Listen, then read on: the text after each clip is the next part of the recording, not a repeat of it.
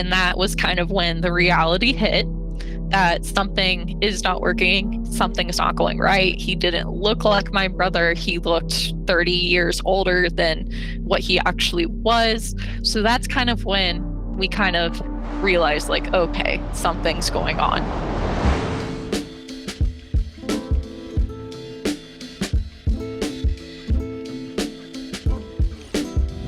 Welcome back to Other People's Lives. I'm Joe Santagato.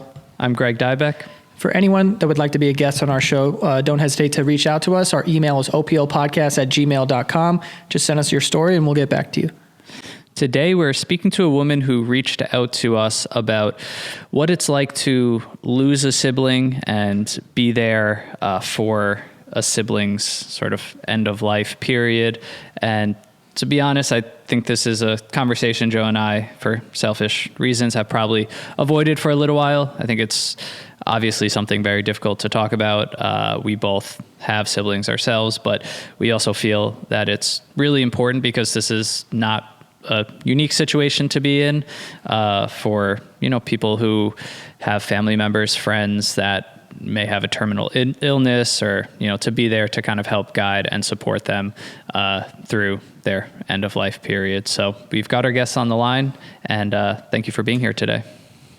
Thank you for having me. Appreciate it.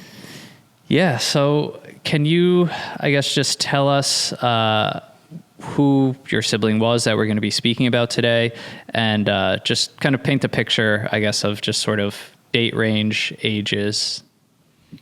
Absolutely. So it was my older brother, Brandon. We're one of 5 siblings. I have 2 half sisters and one older sister. I'm the youngest. So he was smack in the middle of all of us. He was 28, kind of at the start of everything. And then he was 29 at the time of death. So kind of just at that age, getting everything together in life. So kind of sorted out and figured out. Mm-hmm. And how long ago did this happen? This actually, we have just passed the 2-year mark of his death. And then his diagnosis was almost, I think, 17 days from being a year before that. So technically been on the journey for about 3 years now. And what was the diagnosis? And can you kind of just walk us through, that day as you remember it, with your family, with your brother, where this news came about? Absolutely. So it's kind of important to note he was a travel recruiter for one of the colleges. He lives up in Ohio and with my other siblings, and then I myself and my parents live in Texas. So there's a bit of a distance between us, but he first kind of started feeling some pain in his back, thought it was traveling. My brother's athletic, so he thought maybe it was soccer. Maybe it was all the traveling, but it ended up just progressing and progressing to the point where he did go to a chiropractor to kind of try to figure out if it's something like a pinched nerve, and did x-rays, didn't find anything. It wasn't until January of 2021 that he ended up going to the ER. His girlfriend called us, said something's not right, that he will not take medication. He's not moving. He's out of it. We have to go. And that's where they initially thought it was pancreatic cancer. It wasn't until he did the biopsy just a couple days later and we flew in that we found out it was pancreatic neuroendocrine cancer. So basically the cancer originated in his pancreas. So there was a pain in his back that just kind of went undiagnosed, and then eventually you get to this point where, you have this news. Like, what was the initial sort of reaction, and what were the doctors sort of saying at that point? So oftentimes when you get a initial diagnosis of anything involving your pancreas, whether it be pancreatic cancer, it's usually they'll kind of rip the Band-Aid off and tell you, hey, this is serious. You need to start figuring stuff out, get your end of life plans ready, because this is something that is very aggressive and your pancreas does a world for your body. So when you get that diagnosis, oftentimes it's not great, and they'll start kind of giving you, your time span that you do have. it was pretty hard, especially on my parents, because we were in Texas at the time. So we were kind of in the mess of getting flights figured out, but it ended up working out. We left like 3 a.m. that night. It was very hard. And then we were pretty relieved when we heard the neuroendocrine diagnosis. We had never heard of it before. Most of the people that do come down with it are in their 50s and 60s, and usually women, not a 28-year-old athlete. So that was just a shock, but it wasn't as severe as a pancreatic cancer diagnosis. So we felt some relief there. Okay. So it was just sort of extremely rare for him to even have this? Yes. It was a world of difficulties trying to even find a doctor who had in our area treated or even seen this type of cancer before. Wow. So after that happens, and it seems like you guys kind of rushed to be with him, at what point did the doctors reveal that it was, I guess, worse than maybe you guys initially thought? They were pretty honest with us in the beginning. He had just started to kind of drop weight at this point. He still, looked like a healthy young man. Like, we're talking about a guy who barely drinks or super athletic, takes care of his body. So it was kind of mainly a shock. Like, you didn't want to believe it. The doctors didn't want to believe it. But they pretty initially, as soon as we got that biopsy and admitted him into the hospital, he began his treatment right away. And this one was an experimental chemo, just trying to see if that will help before we could get him into more of a specialist.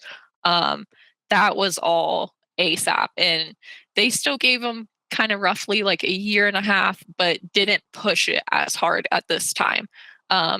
So that's kind of the start of how it all began. Did they give him sort of a time frame, or did they use the word terminal at this point? They did not. They did give him a time frame of upwards between 1 to 2 years, kind of heavy, hinting on the 1 year at initially. Wow. And what was his sort of reaction, and I guess the family's reaction to that? It's definitely shock, and then you have denial, especially after the diagnosis kind of changed. We were hoping that it was wrong.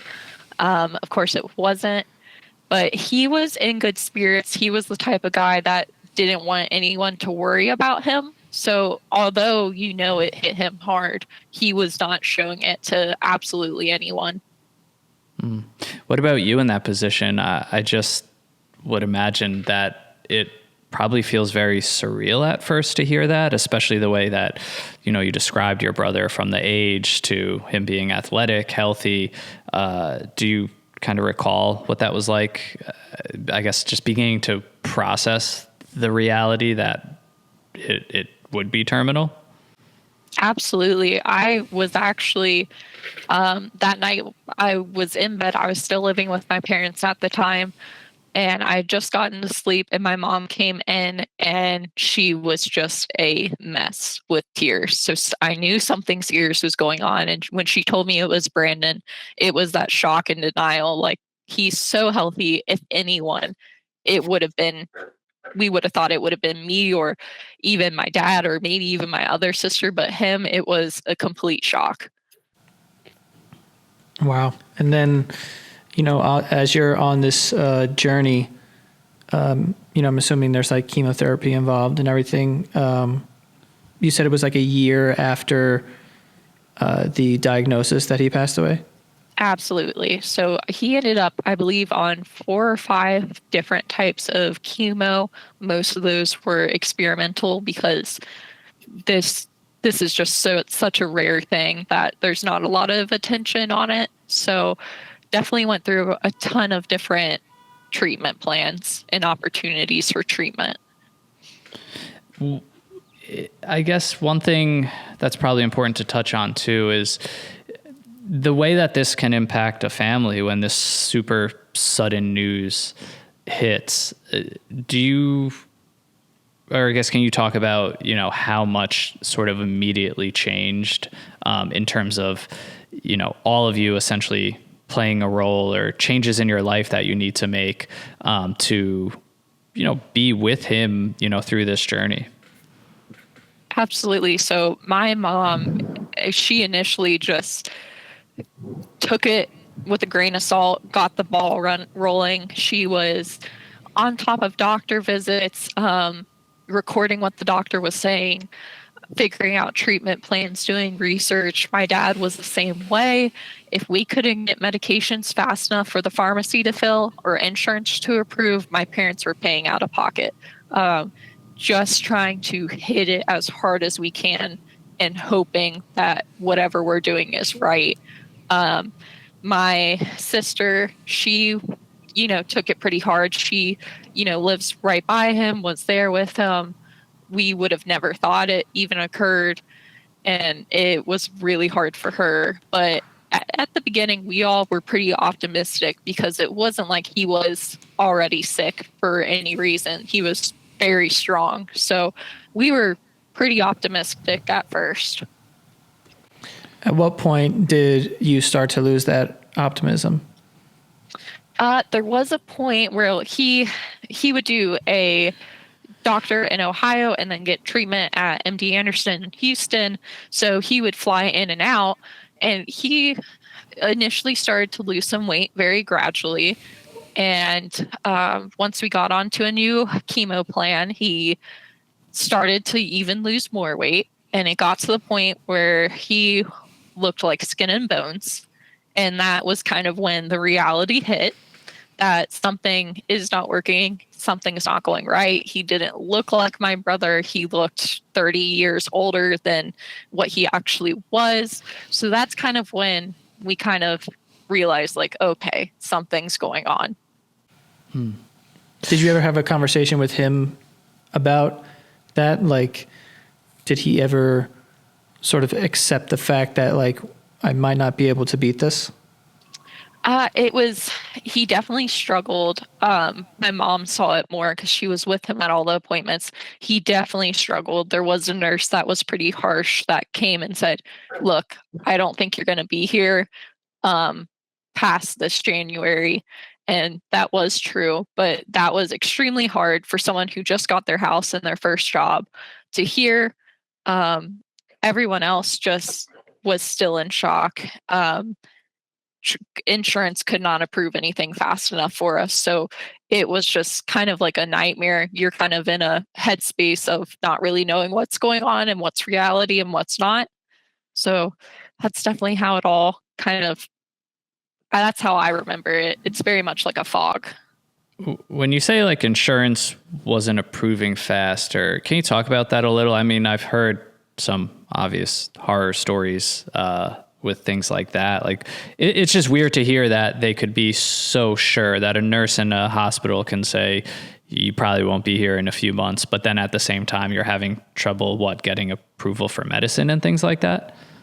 Absolutely. So the issue with, a more less known cancer versus something a little more common, like breast cancer has some known treatment that's been researched, that's been proven to work for way longer than any of the treatments my brother was on. So a lot of these experimental treatments are still insanely expensive because they're still experimental. And it takes a pretty good chunk of money out of your deductible and your insurance. And at some point after doing so many rounds, your insurance is going to kind of want to slow down because you are using so much of that deductible or even just money in general. So that was extremely frustrating. And then at the point kind of towards the end where he could get his chemo that was supposed to help, it was too late. He was too weak. So it's just a tricky time bomb that you kind of have to kind of mediate. And then, when you get to the point where he does end up passing away, was there some sort of sense of relief at that point? It's up and down where he did gain his weight back and he did look healthy and he was doing great. I mean, even 3 months before his death, he just got a new job. It was like his first grown-up job, as so to speak, working in business. He ended up getting his master's. So we never would have thought, because when you think of someone sick, you wouldn't think of them still achieving all of these life milestones and being happy. But when it hit, it was hard. It was a shock. It was denial. You couldn't believe it. My sister was there to witness it. She had just found out she was expecting a baby. They weren't trying or anything, but that was just 2 days before. So it was a shock. He had just got a biopsy the day before he passed, and he was still working that day. So it was just, you just didn't believe it when it did happen. He was at work when he passed away? Yeah, so it was peak of COVID. So he was working from home. So he was still on his laptop working up until, before his death.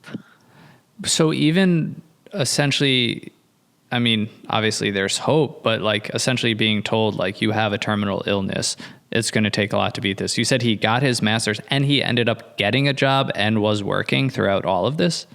Absolutely. He never slowed down. He never let anything affect him negatively.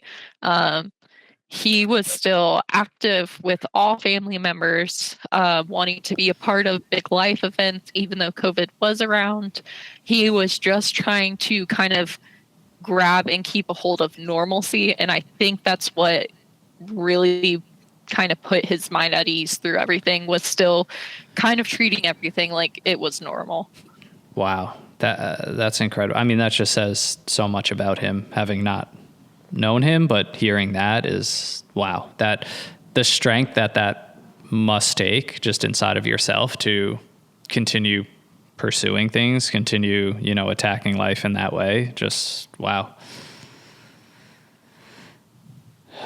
So it was sudden then, despite kind of understanding. And I guess my question is, how do you remember, your family coming together in that moment and yourself? And I think, in having this conversation, this is the hard reality that every single person listening to this right now will deal with in some way, shape, or form. And it's, when it's so tragic like this, because it's someone young with so much potential, that's so difficult. But do you remember kind of, how you guys came together in that moment and, kind of the days or weeks after?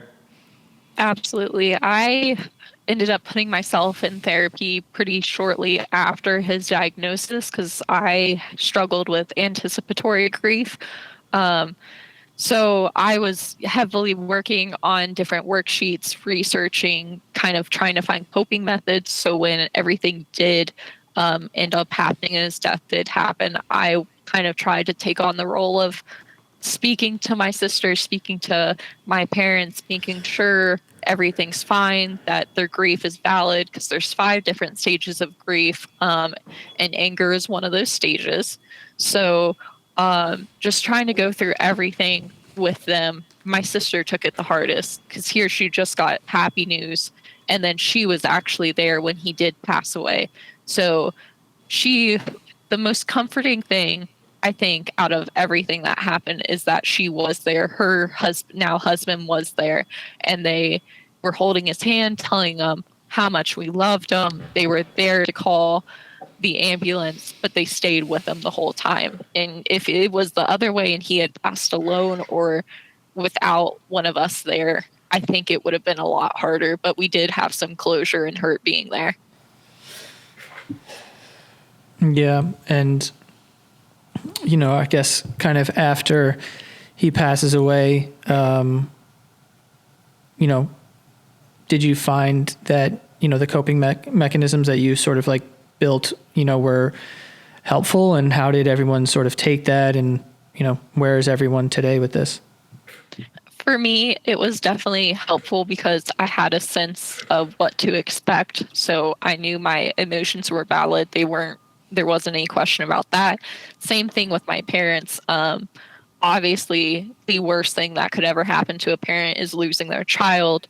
So that really threw them for a loop. My mom had lost her job due to having to travel back and forth all the time with him, whether it be to Ohio or to Houston. So she was still upset and angry and going through their emotions of all of that trauma herself. So it's just kind of having to take a step back, put your pride aside, and just be present in that moment despite all of the pain.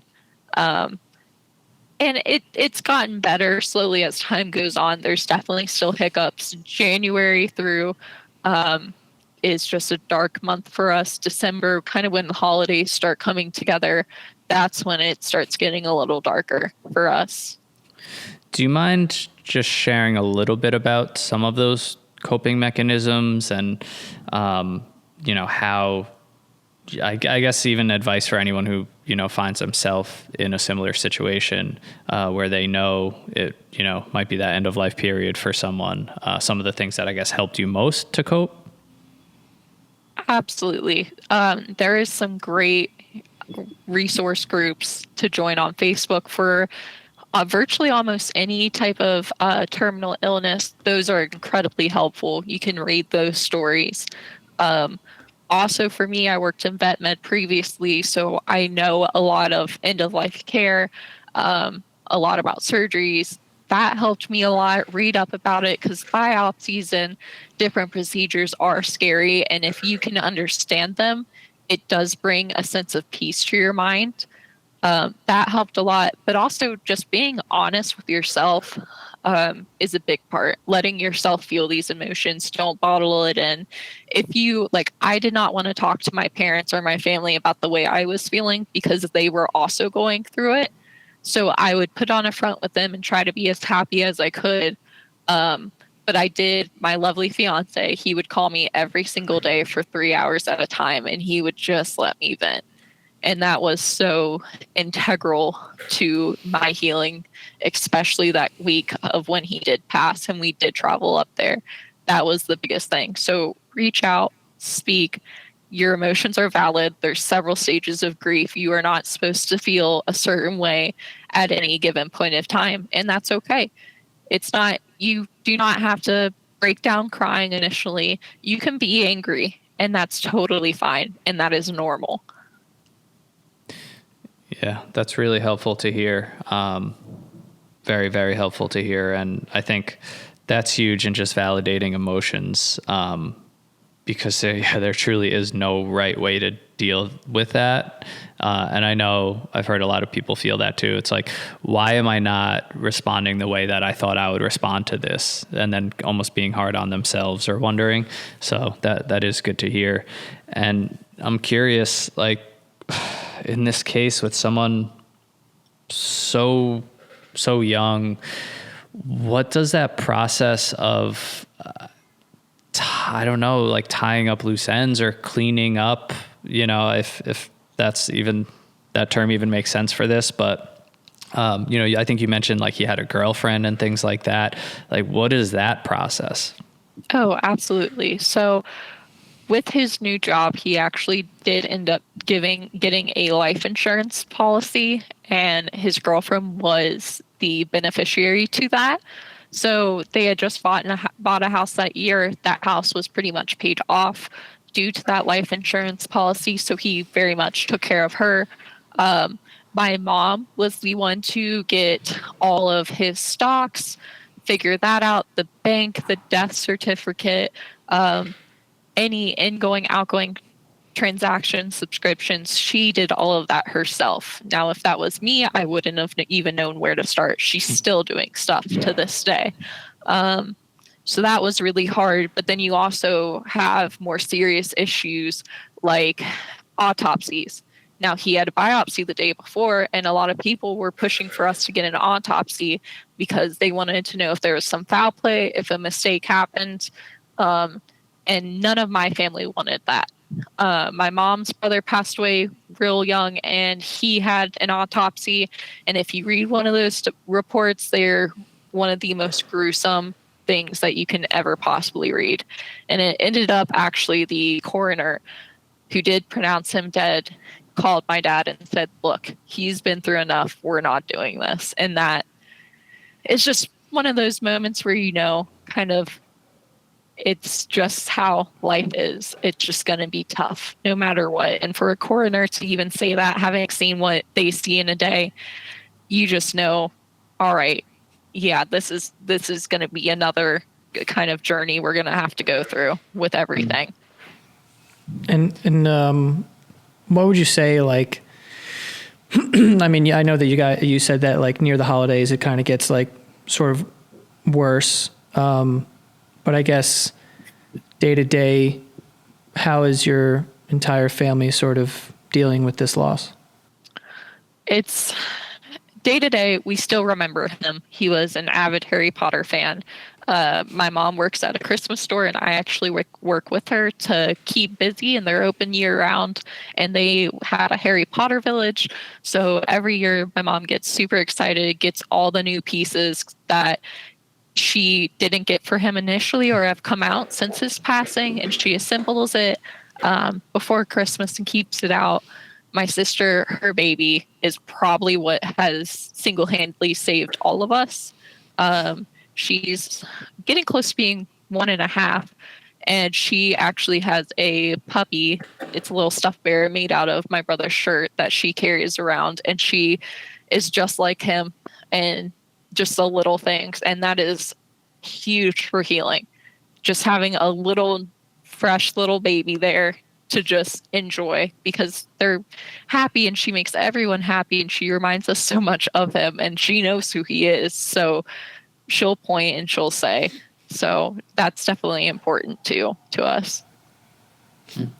Yeah, I was going to ask if there's anyone sort of dealing with this sort of thing or any sort of loss or grief, like what advice you have from them, for them, and like what has ultimately worked for you besides, the things that you've already said. Absolutely. Just staying busy is the biggest thing. Staying busy. Do not emotionally say to others if they ask how they're doing and you're not doing good, don't put up that front. It is okay to be vulnerable about it.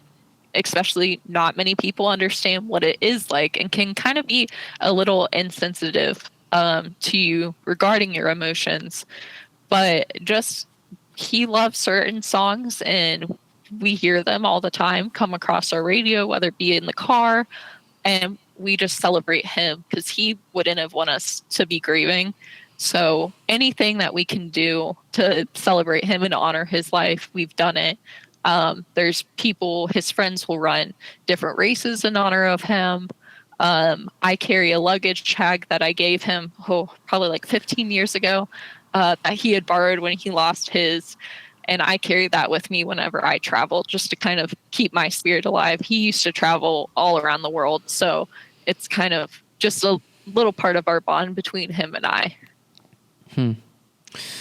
Yeah, it seems like he did live a full life with the time that he had. And, it's amazing to hear just the action of keeping that memory alive and how important that is. And I'm just curious, like, dealing with a tragedy like this, it feels so unfair. How has it kind of changed your perspective or outlook on life, on death, just in general? I have never been super religious. So initially, like, my family, I wouldn't say we're like lukewarm, but we're definitely not as heavy hitting as some people are, or I guess as scheduled as some people are with religion. My dad had kind of blessed all of us siblings to choose what we want to believe in. So I've always struggled with it. And when I first got that call, I was so upset, putting the blame on the higher ups or God or whoever. I was livid. And at the end of the day, like, regardless of what I look at, it just seems a little silly to feel that way, to be mad, just because there's truly no one would wish this on anyone. It's just no one would. My sister, her fiance's or now husband's dad actually did also pass away of cancer about, I think, 11 months after my brother. So they take some solace in religion and just being with family more, celebrating life. My grandma still is going to church and hanging out with all of her church friends to keep her busy, which is awesome. I'm so happy she has that support group, as well as my parents. They're just working their little behinds off, as they always do, just to stay busy. So that's just mainly what we're focused on right now. Yeah, well, I mean, we thank you so much for just walking us through this journey, because I think it just helps normalize so many feelings, just the range of feelings, and just to hear you, go from anger to preparation, coping ahead, and it's just such a journey. And I think it's just such an individual journey. And I'm sure so many people listening or watching are, maybe reflecting on their own similar experience of losing a loved one. And it's so personal, so individual, so wide ranging of the emotions, and just hard to describe. But for you to be vulnerable, for you to explain this journey, and I think just show also just how difficult it is on the family and the loved ones. And I've seen it in my life many times. I've seen my mom have to be there for losing 2 siblings, her mom, and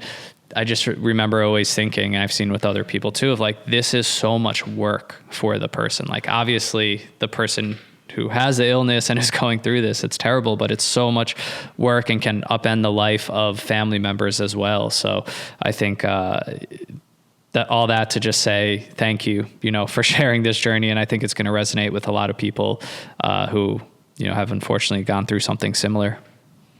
Absolutely. It's an important thing that you don't ever think will happen, or you don't expect it till later in life. But it's always good just to keep in the back of your head that, hey, let's be present now while everything is good and everyone is clear.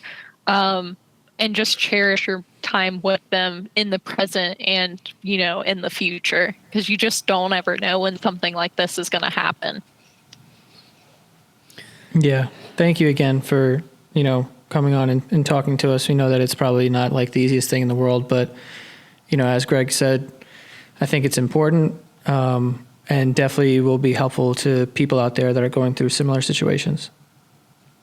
Absolutely. And if anyone else is struggling with any TRF, or neuroendocrine, there is anytrf.org where you can find more information, and they will help you with treatment plans. So definitely reach out to them. It took us a long time to find them, but they are an amazing resource if you are struggling with someone with neuroendocrine cancer. Wow. Thank you. We appreciate that a lot. And we really just appreciate so much you coming on. So thank you so much. And we wish you the best of luck with everything. Absolutely. Thank you so much for having me. All right. Have a good one. Thank you. You too. Bye.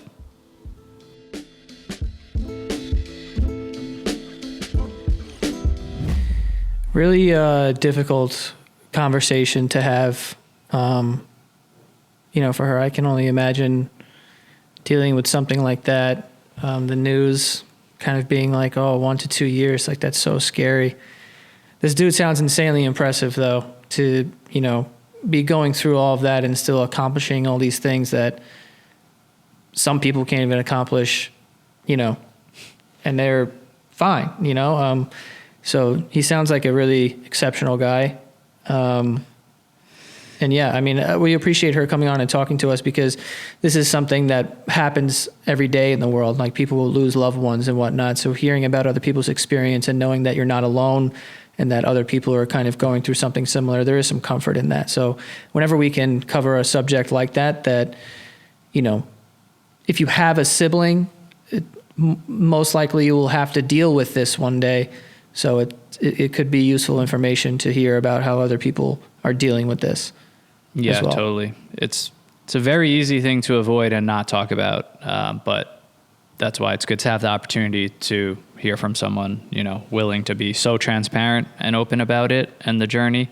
And yeah, man, like you just said, to hear about Brandon's life and continuing to pursue those things through the illness is incredible to hear. And it just, when I heard that, it's just such a reminder, and it feels like such obvious advice, but we forget it so often, where he wanted to continue living. Like we attach so much of what we do to the outcome of things and, the future. And we're always thinking so far ahead. But for him, to get a job, to get a house, to work, it's like, if we can enjoy the process of things, if we can be present for the day to day, that's where the joy lives. That's where the experience is. It's not just like, oh, if I do this now, it'll, have this outcome or achievement later. And it just says a lot that he just wanted to keep up, his life and his day to day, even with this terrible news, and fate looming over him. So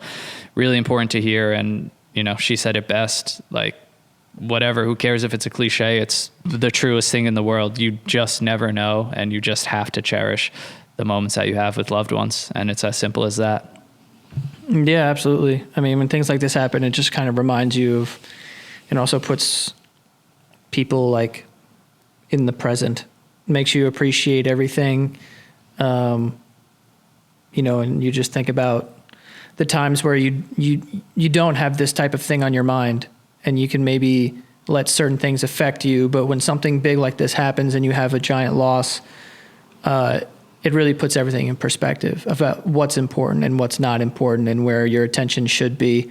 So, yeah, I mean, like I said, it's a difficult conversation to have, and,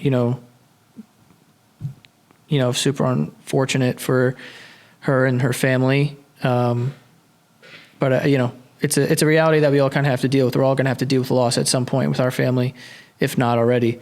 So just hearing about other people's experiences and how they kind of cope with it is helpful, because like Greg said, it's kind of one of those things that we all pretend isn't going to happen. And we were just like, you know what, we'll cross that bridge when we get to it. It's too sad to think about. But it is helpful to, just hear how other people are dealing with the situation. I like to hear too that she prepared before, because that right. would be, it would be easy to almost live in that denial of like you said, like, cross this bridge when we get there. But to prepare, I thought that was really good advice, because sometimes like that is going to be the fate, and it has nothing to do with giving up or like losing a battle and things like that. Like, it is what it is, and people can be as strong as they can be, and sometimes that's going to be the outcome. Right. But yeah, really, really, really great guest. And as painful as it is to hear, and like all the emotions that it brings up, so it makes you very introspective about your own life and your loved ones, but that's why it's an important conversation. And I'm glad that we got to have that. Yeah. And for anyone out there that would like to be a guest on our show, reach out to us. Our email is oplpodcast@gmail.com. Send us your story and we'll get back to you. Yeah, follow us on TikTok, on Instagram at OPL Podcast. You could head over to patreon.com/OPL show if you want to support the show that way. And we use those monthly funds to make a bunch of different donations and things like that. So you could check that out as well. And that's it till next week. See you guys next time.